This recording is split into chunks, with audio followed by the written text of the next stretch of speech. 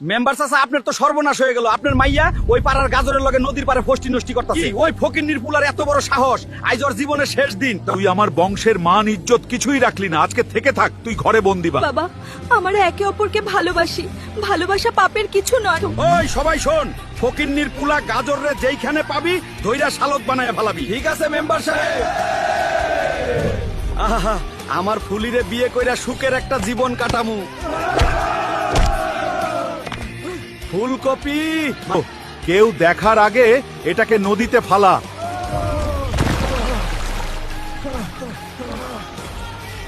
গাজর, আমাদের ভালোবাসা যদি সত্যি হয়, একদিন ঠিক তুমি আমাকে এই কারাগার থেকে নিতে আসবা। আমি তোমার অপেক্ষায় রইলাম। আয় হায়, এইটা তো গাজর ভাই।